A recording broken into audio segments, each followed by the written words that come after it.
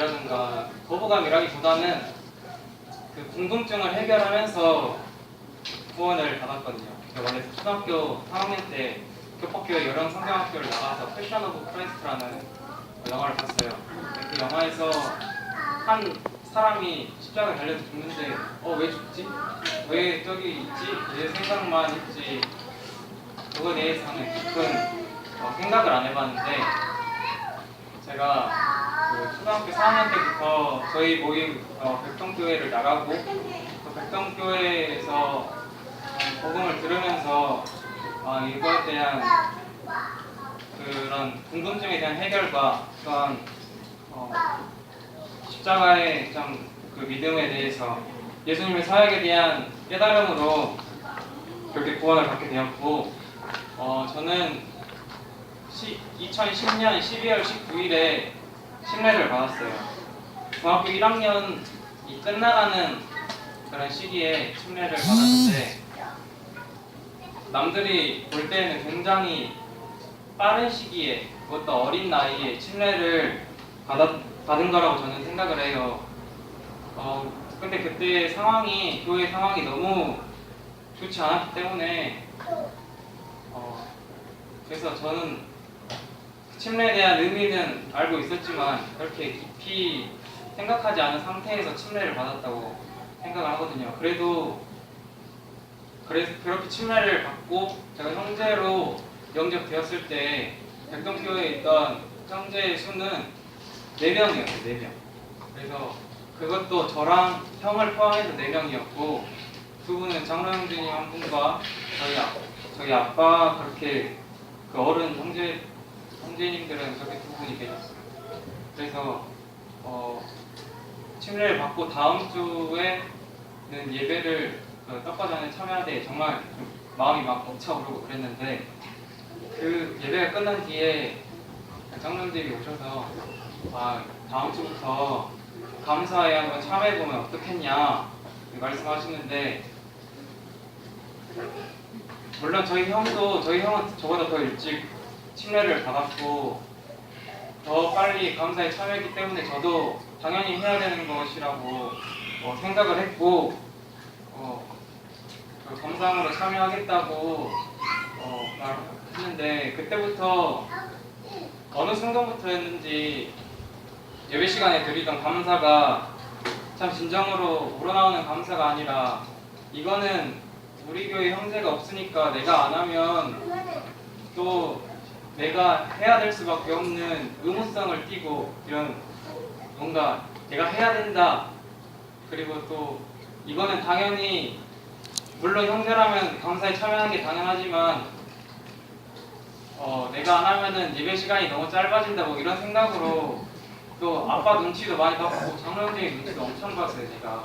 그래가지고 저희 형이 매주 막 저희 아빠한테 혼났어요. 막 집에 가는 차 안에서 너는 왜 기도 감사기도 하는데 맨날 기도가 똑같냐. 근데 솔직히 좀 토시 하나 틀린 게 혹시 똑같아가지고 제가 볼 때도 조금 안 좋았어요.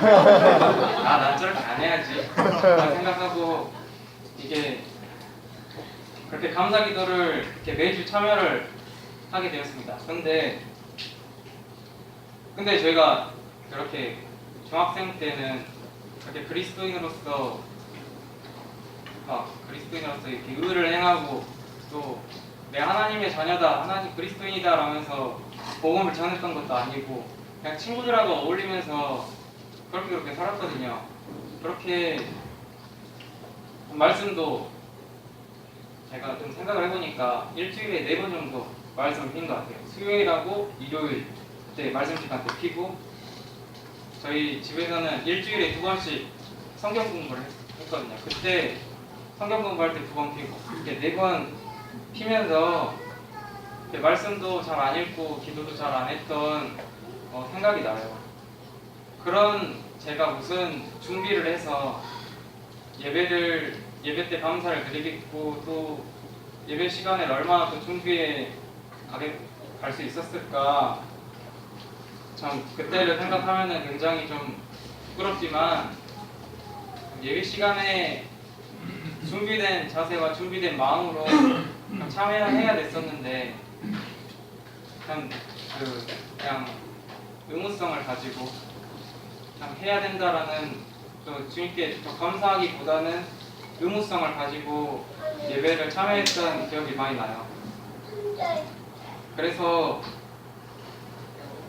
참 준비를 하지 못하고 교회를 가고 또 예배를 드리고 이런 생활이 굉장히 많이 반복됐었습니다. 참 남들이 참 명절 때 외부에서 형제님들이 찾아와요. 근데 중학생 짜리들이 감사를 드리고 있으니까 와 대단하다 이렇게 말씀하시는데 굉장히 좀 그때 많이 양심에 찔림이 됐었어요. 그래서 그렇게 1-2년이 지나가고 중학교 3학년이 됐을 무렵에 제가 그때쯤 중학교 3학년 여름방학이 지나고 나서야 조금씩 학생에 대한 본분과 또한 그리스도인의 그런 삶에 대해서 참 생각을 하게 될 때가 있었는데 그때는 참 제가 중학교 때는 정말 공부를 안 해서 노는 걸 너무 좋아해서 하나님 앞에 나아가지도 못했고 그랬지만 중학교 3학년 여름방학 방학 이후로 하나님을 더 생각하게 되고 어느 순간부터 예배에 대해서 생각을 하게 됐어요. 제가 처음에는 의무감에서 참여를 하게 됐다면 그때부터는 내가 감사를 해야겠다 이 생각이 들었어요. 그래서 예배 시간에 저희 집에서 교통교회까지 가려면은 한 차로 20분 걸리거든요. 그래서 20분 그 사이 동안이라도 오늘은 어떤 일에 대해서 감사를 할까? 오늘은 참 예수님에 대한 그런 어떤 부분에 대해서 내가 감사를 해야 될까? 이런 생각을 하면서 예배당에 갔던 기억이 납니다. 그렇게 시간이 지나면서 어느 순간부터 제가 하나님의 말씀을 찾아 읽고 또 하나님께 기도하고 또 하나님 앞에 더욱더 진심으로 감사하려고 했던 기억이 나는데 이때를 생각하게 될 때면 제가 드렸던 그 중학교 1학년 때부터 3학년 때까지 드렸던 그 3년 동안의 감사 기도가 또한 제가 입으로 그 시간에 입으로 하나님을 찬양하고 입으로 하나님의 은혜를 기억하며 대중 기도를 했던 그 하나님의 은혜를 감사를 했던 그 시절이 쌓이고 쌓여서 저의 마음속에 진정으로 표현이 된 게 아닌가 생각을 하게 됩니다.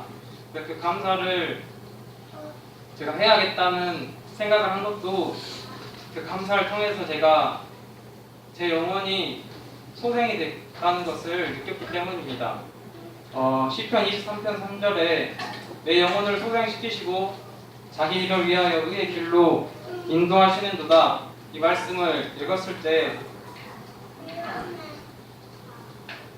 제가 하나님 앞에서 무엇을 했다라기보다는 제가 드렸던 감사 기도를 통해서 하나님께서 저에게 은혜를 더하셨고 또한 저의 영혼을 소생시키시고 더욱더 친밀한 관계를 유지하신 것이 아닌가라는 생각을 하게 되었습니다.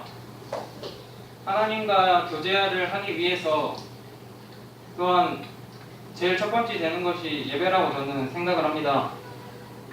또한 예배를 참여함으로써 더 하나님과 더 친밀한 관계가 되고 또 하나님을 더욱 찾게 되고 내 생활에 대해서 더욱더 반성하게 되는 그런 시간이었습니다. 근데 제가 이걸 깨닫는데 진짜 3년이라는 시간이 걸렸네요.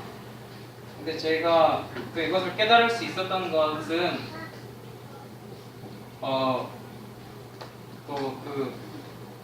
제가 일주일에 2번 했던 그 성경 공부가 저에게 그것이 쌓여서 또 그것을 통해서 더 하나님께 감사할 수 있는 더 하나님을 감사하게 되는 길을 찾지 않았나 생각하게 됩니다.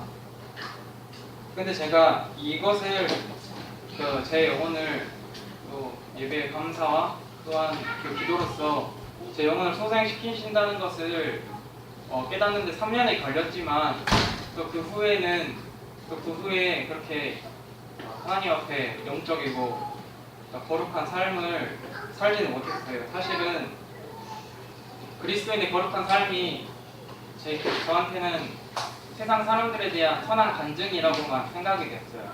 그러니까 저와 특별히 제가 더 거룩하게 살면 제가 더 깨끗하고 죄를 안 지으려고 노력하고 하나님께 더욱더 매달려서 살면 더 하나님께서 제게 더 은혜를 더하시는 것이라고 생각하지 않고 그냥 내가 좀 더 착하게 살면 내가 좀 더 영적으로 살면 그냥 세상 사람들 앞에서 쟤가 저렇게 사는데 쟤가 어떻게 교회 다니는 사람이야 이런 말은 안 듣지 않을까 그냥 이 정도로만 생각했기 때문에 참 거룩에 대해서 많은 생각을 하지 않았을 때였습니다. 근데 호남 학생 캠프를 가서 동기 형들 만났는데 자기 교회와 저희 교회를 제가 원래는 좀 그런 거 많이 궁금해해서 예배 교회 사람 몇 명이냐 또 형제님들은 몇 명이냐 이런 거 되게 많이 궁금했거든요. 그래서 그런 거 물어봤어요. 너희 몇 명이야? 우리 100명 정도 되지? 그러니까 진짜 많다. 형제님들도 많겠네. 몇 명이라 하더라고요. 진짜 많다. 그러면은 너는 제가 그 친구한테 물어봤어요. 너는 예배 시간에 감사 드려? 물어보니까 나는 아직 안 드려. 이렇게 말해서 그래? 우리는 나는 감사를 드리고 있어. 이렇게 말을 하니까 매주 드리냐고 물어보더라고요. 나는 매주 감사를 하고 있어. 이렇게 말하니까 그 동기 형제가 저한테 야 너는 진짜 토요일날 거룩하게 살아야겠다.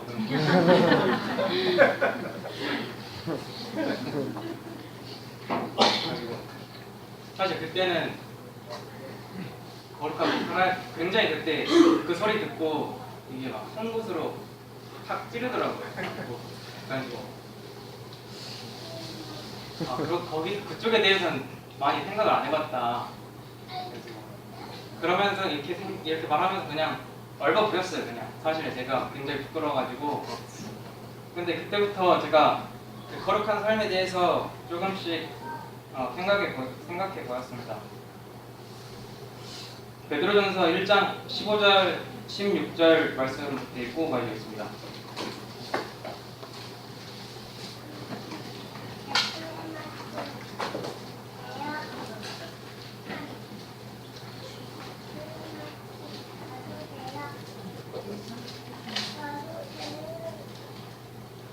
오직 너희를 부르신 거룩한 이처럼 너희도 모든 행실에 거룩한 자가 되라. 기록되었을 때 내가 거룩하니 너희도 거룩할지어다 하셨느니라. 제가 그냥 내가 거룩하니 너희도 거룩할지어다 이 말씀을 굉장히 많이 들었지만 깊이 생각해 보지 않았어요. 근데 이 말씀에 대해서 생각을 하고 또 디모데전서 4장 5절에 하나님의 말씀과 기도로 거룩하여지리라 이 말씀을 참 생각해 볼 때 내가 생각했던 거룩은 바리새인과 같은 거룩이었구나 이 생각을 하게 됐습니다. 다음으로 남의 눈에만 거룩해 보이려고 하고 또 하나님 앞에서 하나님께서 모두 알고 계시고 보고 계신데 하나님을 생각하지 않고 남의 눈과 남의 귀와 또한 남이 나를 생각하는 정도로만 거룩에 대한 의미를 제가 좁혔기 때문에 참 이 사실을 또 그 형제를 통해서 제가 깊이 생각하게 해주신 하나님을 또 생각하게 됐습니다.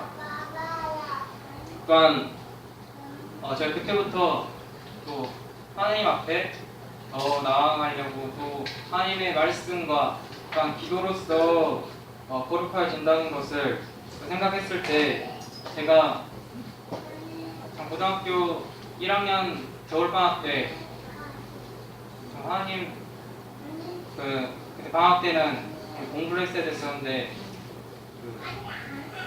하나님 말씀만 한번 시간 날 때마다 한번 읽어보자라는 마음으로 엄청 읽었었을 때가 있어요.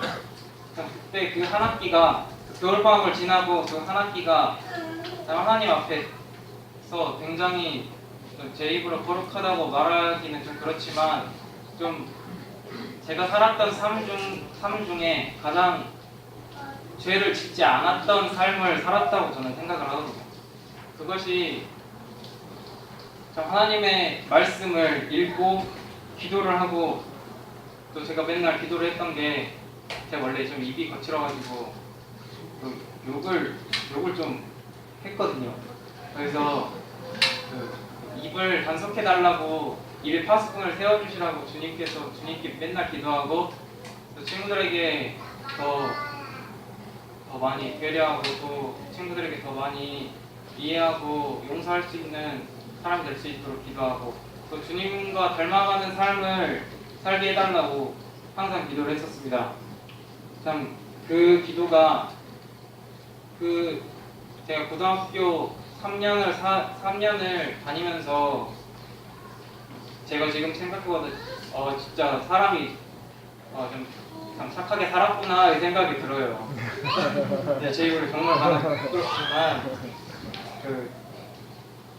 그러면서 그렇게 거룩하게 살았던 삶이 또한 그것이 남의 눈과 남의 귀에 국한시킨 게 아니라 진정으로 하나님 앞에 거룩한 삶을 살아야겠다라는 생각을 한 것이 예배 시간에 더 자주 이게 나왔어요.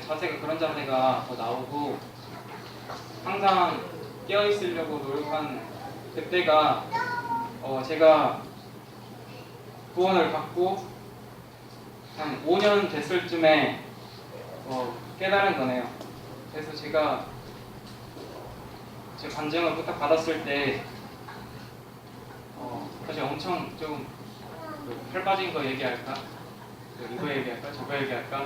이거 막 생각을 하다가 그래도 나의 중고등학교 삶에서 가장 의미 있게 다가왔던 때가 가장 좋겠다라고 생각이 들어서 이 간증을 준비했습니다. 제가 준비한 건 여기까지고 상원 형제님도 같은 터치 하겠습니다.